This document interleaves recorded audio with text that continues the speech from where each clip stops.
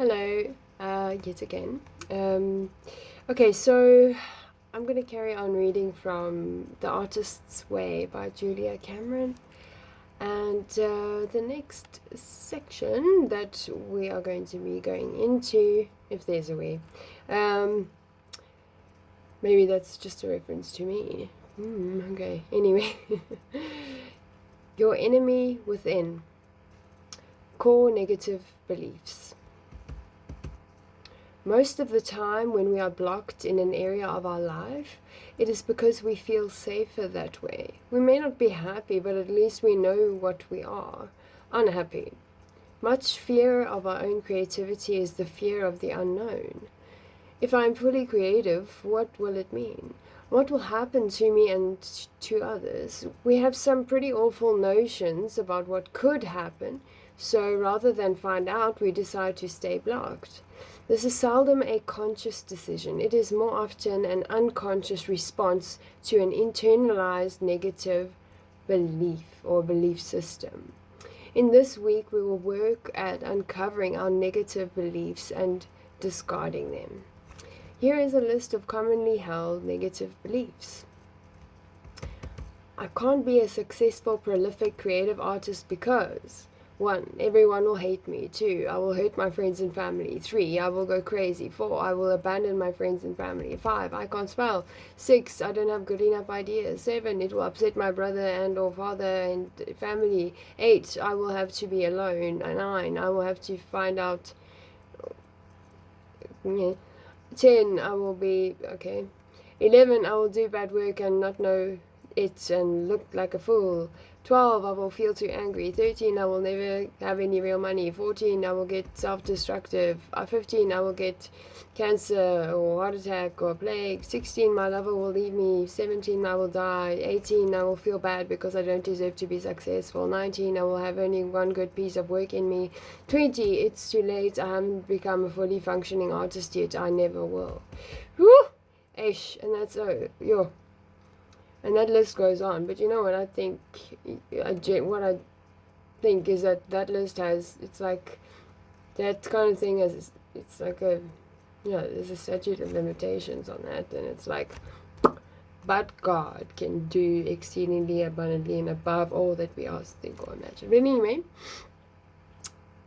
carrying on with reading. And I won't lie, I've thought that those are, all of those things, more or less sort of, I've definitely had some of those thoughts. I'm not sure if they all came into some sort of belief system, but a lot of those, it's wow, it's actually, anyway, none of these core negatives need to be true. They come to us from our parents, our religion, our culture, and our fearful friends.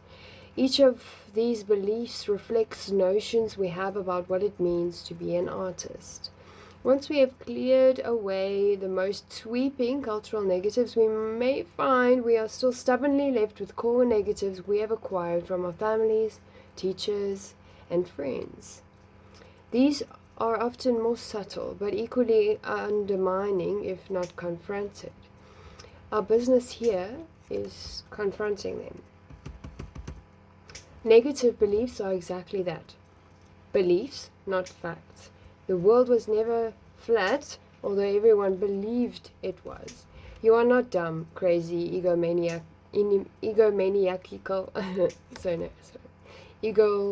egomaniacal, grandiose or silly just because you falsely believe yourself to be. That what you are is scared. Core negatives keep you scared. Yeah, that's actually true. I think that's really that is hard to admit sometimes, and yet somebody needs to say it in order for you to realize, and then you can agree. Sometimes that's a softer way of like admitting it. Anyway, the bottom line is that core negatives, personal and cultural, always go for your jugular. They attack your sexuality, your lovability, your intelligence, whatever vulnerability they can latch onto. Some core negative beliefs and their positive alternatives are listed below. For example, in a female artist, the artists are promiscuous cliche may have it in its place a personal negative. No man will ever love you if you are an artist. Artists are either celibate or gay. That's in quotation marks. She's giving an example. I just want to highlight that. This negative picked up from a mother or teacher and unarticulated by the young artist can constitute grounds for a powerful block. Similarly, a young male artist may have the personal negative, in quotes, male artists are either gay or impotent. Oh, no, that's not true. This notion, picked up from a teacher or from reading too much about Fitzgerald and Hemingway, may create a block. Who wants to be sexually dysfunctional? Question mark. A gay artist may have yet another spin on the ball. Quotation is the quote. Only heterosexual art is really acceptable, so why make art if I have either to disguise or come out of the closet whether I want to or not? End quote. Stripped to their essence, our multiple negative beliefs reveal a central negative belief. We must trade one good beloved dream for another. In other words, if being an artist seems too good to be true to you, you will devise a price tag for it that strikes you as unpayable. Hence, you remain blocked. Most blocked creatives carry unacknowledged either-or reasoning, and that stands between them and their work. To become unblocked, we must recognize our either-or thinking.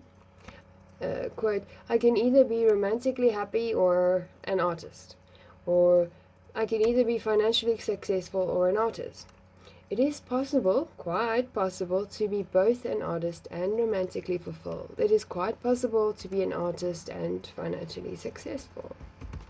Here's a quote by Louise Bogan. I cannot believe that the inscrutable universe turns on an axis of suffering. Surely the strange beauty of the world must somewhere rest on pure joy. Your block, what's a block? Your block doesn't want you to see that. Its whole plan of attack is to make you irrationally afraid of some dire outcome you are too embarrassed to even mention. You know rationally that writing or painting shouldn't be put off because of your silly fear, but because it is a silly fear, you don't air it and the block stays intact. In this way, you're a bad speller successfully overrides all computer spelling programs. You know it's dumb to worry about spelling, so you don't mention it. And since you don't, it continues to block you from finding a solution. Spelling fear is a remarkably common block. That's interesting. I wonder if there's a similar one for punctuation. Or okay, but that's silly. In the next part of this week, we will excavate your unconscious beliefs by using some logic brain / artist brain learning tricks. These may strike you as hokey and unproductive. Again, that's resistance. If internalized negativity is the enemy within, what follows is some very effective weaponry. Try it before discarding it out of hand. Okay? Here we go. Your ally within. Affirmative weapons. As blocked creatives, we often sit on the sidelines critiquing those in the game. He's not so talented, we may say of the currently hot artist, and we may be right about that. All too often it is audacity and not talent that moves an artist to center stage. As blocked creatives, we tend to regard these bogus spotlight grabbers with animosity. We may be able to defer to true genius, but if it's merely a genius for self-promotion we're witnessing, our resentment runs high. This is not just jealousy, it is a stalling technique that reinforces our staying stuck. We make speeches to ourselves and other willing victims. I could do better if only ... You could do it better if only you would let yourself do it. Affirmations will help you allow yourself to do it. An affirmation is a positive statement of positive belief, and if we can become 1/10 as good as positive self-talk as we are at negative self-talk, we will notice an enormous change. I hear you. I hear that. Okay. Here's a quote by Jerry Frankhauser. Affirmations are like prescriptions for certain aspects of yourself you want to change. I really like that. There's more to that. Oh, wow. Affirmations help achieve a sense of safety and hope. When we first start working with affirmations, they may feel dumb, hokey, embarrassing.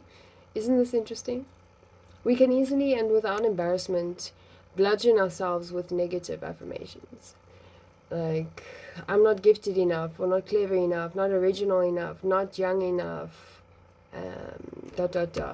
Even, if I were to add one, I'm not enough, not good enough.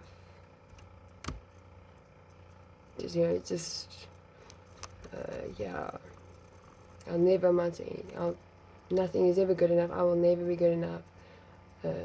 Nothing I do is enough.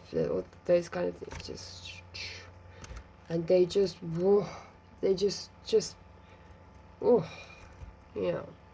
So there's just, anyway. But saying nice things about ourselves is notoriously hard to do. It feels pretty awful at first. Try these and see if they don't sound hopelessly syrupy. I deserve love. I deserve fair. I nearly said fair. What's that? Fair pay. I deserve a rewarding, creative life. Or I'm brilliant and a successful artist. Or I have rich creative talents. I am competent and confident in my creative work. Those are the examples she gives here. Did your censor perk its nasty little ears up? Censors loathe anything like that, anything that sounds like real self-worth. They immediately start up with the imposter routine. Who do you think you are? It's as though our entire collective unconsciousness sat up late nights watching Walt Disney's 101 Dalmatians and practicing Cruella de Vil's delivery for scathing indictments. Just try picking an affirmation. For example, I, in your name, am a brilliant and prolific potter, painter, poet, or whatever you are. Write that 10 times in a row. While you are busy doing that, something very interesting will happen. Your censor will start to object. Hey, wait a minute, you can't say all that positive stuff around me. Objections will start to pop up like that, like burnt toast. These are your blurts. Okay, I like blurts. Blurty, okay. Listen to the objections. Look at the ugly, stumpy little blurts. Brilliant and prolific, sure you are. Since when? Can't spell. You call writer's block prolific? You're just kidding yourself. An idiot. Grandiose. Who are you kidding? What do you think you are? Who do you think you are? And so on. You will be amazed at the rotten things your subconscious will blurt out. Write them down. These blurts flag your personal negative core beliefs. They hold the key to your freedom in their ugly little claws. Make a list of your personal blurts. Okay, I usually, I've more often than anything else, I've associated blurts, like blurting as positive, like positive thing. Maybe not necessarily positive, but like, always joyful or like, yeah, so interesting. use of that here. Like, okay, no, okay, but yeah, it can go both ways, I suppose. Right. But yeah, coming back to this, sorry, I'm just getting a little bit distractive. Okay, so let's define the word distractive. An active participation or the creation of distracting oneself without that intention. I don't know. Okay, moving on. Sorry. You will be amazed at the. Okay, let's read that. It's time to do a little detective work. Where do your blurts come from? Mom, dad, teachers? Using your list of blurts, scan your past for possible sources. It's interesting that I'm reading this now, and that's sort of something that I've been trying to do, but not quite like as pinpoint and articulable as this. But anyway, and I suppose, yeah, I'm just also looking for some clues to try to get to the root of certain things. Because sometimes in life there are trees that either don't bear fruit or they are bearing fruit that you're like, that's not, and you realize that you gotta take out that tree and you gotta remove it all the way, which includes its roots, and that's important. So for me, just with this as well, it's making me think of that.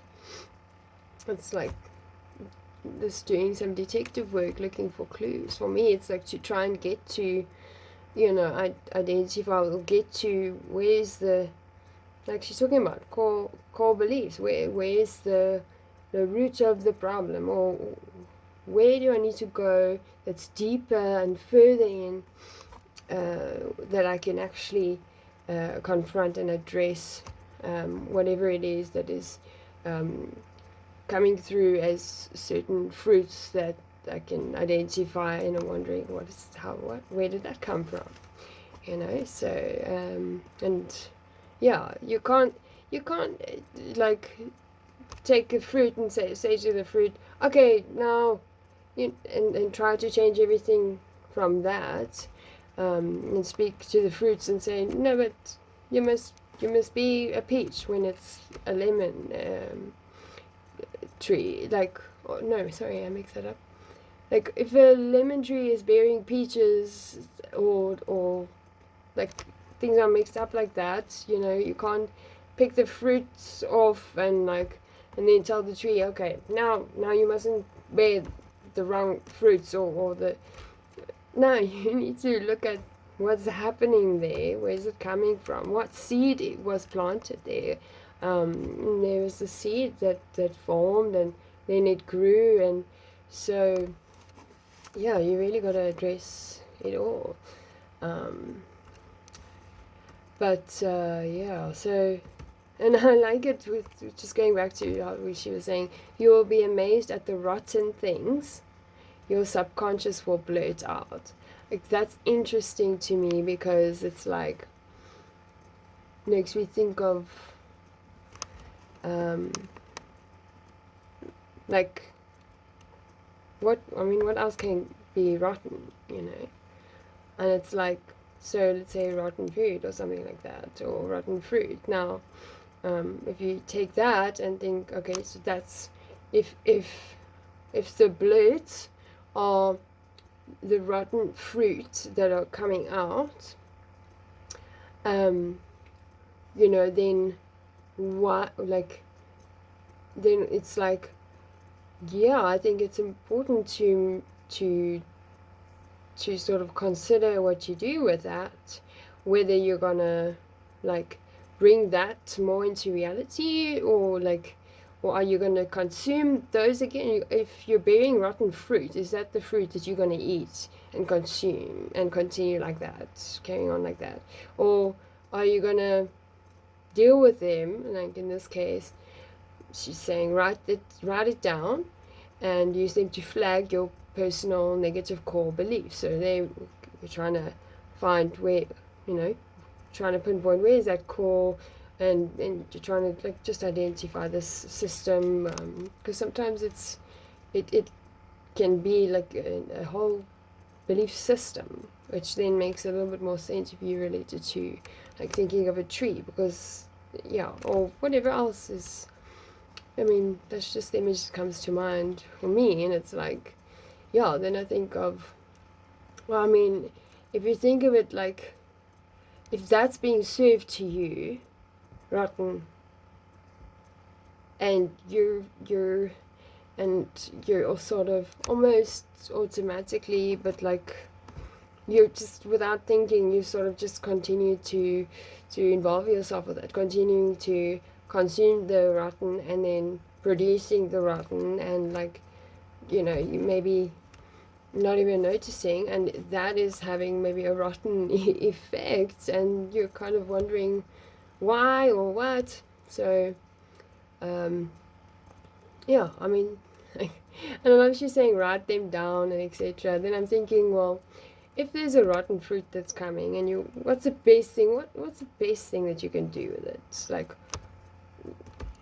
Like if I can use gardening as an example, like start a compost heap. Throw that in the compost, and give it to the earthworms. They've got a special talent, and so there's a place for those kinds of things as well. Anyway, okay. At least some of them will spring violently to mind. One effective way to locate the sources is to time travel. Break your life into 5-year increments and list by name your major influences in each time block. Wow, that's quite a task. I think I'm interested. Okay. Another quote by Jung. The meeting of two personalities is like the contact of two chemical substances. If there is any reaction, both are transformed. Interesting. Paul had always wanted to be a writer. I find that ironic, because that's literally what is written here. And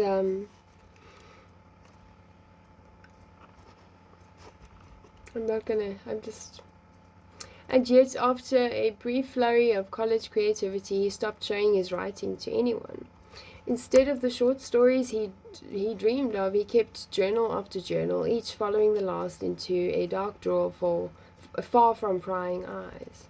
Why he did this was a mystery to him until he tried working with affirmations and blurs. When Paul began writing his affirmations, he was immediately shaken by the almost volcanic blast of disparagement. He wrote, "I, Paul, am a brilliant and prolific writer." From deep in his unconscious there erupted a spewing torrent of self-abuse and self-doubt. It was numbingly specific and somehow familiar. "You are just kidding yourself. A fool, no real talent, a pretender, a dilettante, a joke, ... Where does this core belief come from? Who could have said this to him? And when? Paul went time traveling to look for the villain. He located him with great embarrassment. Yes, there was a villain, and an incident he had been too ashamed to share and air.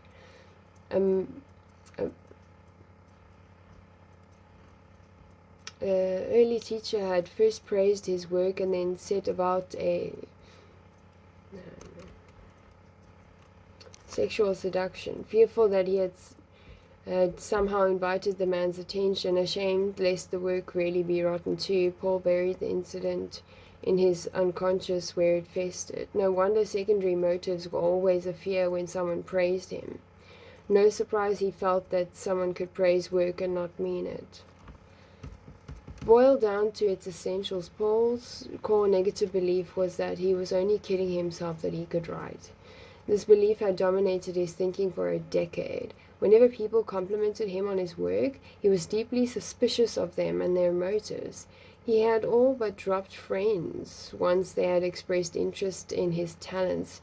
He had certainly stopped trusting them. When his girlfriend Mimi expressed interest in his talents, he even stopped trusting her. Yeah. Once Paul brought this monster up from the depths, he could begin to work with it. I, Paul, have a real talent. I, Paul, trust and enjoy positive feedback. I, Paul, have a real talent. It repeats that. Although such positive affirmations felt very uncomfortable at first, they rapidly allowed Paul the freedom to participate in the first public reading of his work. When he was widely praised, he was able to accept the good response without discounting it. I like that. I like that idea. Creative affirmations. To give some examples here. 1. I am a channel for God's creativity and my work comes to good. My dreams come from God and God has the power to accomplish them. Amen. As I create and listen, I will be led. Oh, amen. Praise the Lord. Creativity is the Creator's will for me. My creativity heals myself and others. I'm allowed to nurture my artist. Through the use of a few simple tools, my creativity will flourish. Through the use of my creativity, I serve God. Amen. My creativity always leads me to truth and love. My creativity leads me to forgiveness and self-forgiveness. There is a divine plan of goodness for me. There is a divine plan of goodness for my work. As I listen to the Creator within, I am led. As I listen to my creativity, I am led to my Creator.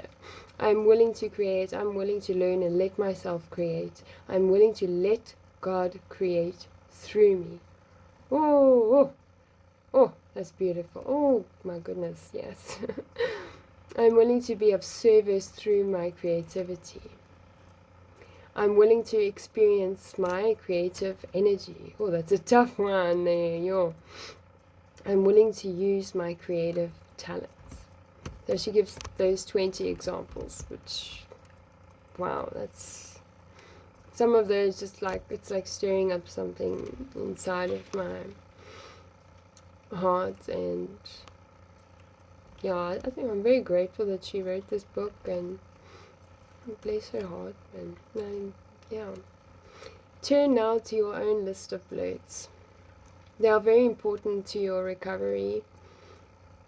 Each of them has held you in bondage. Each of them must be dissolved.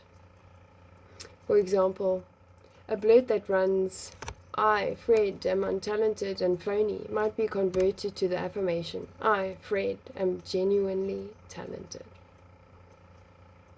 It's interesting that she uses the word converted.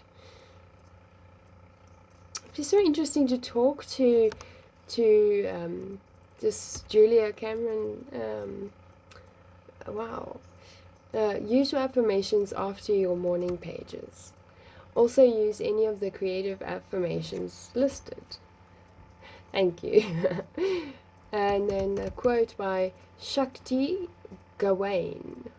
Gawain, I don't know how to pronounce that, but an affirmation is a strong, positive statement that something is already so. Oh, that's nice. Okay, so I'm going to end it off here. What's coming next?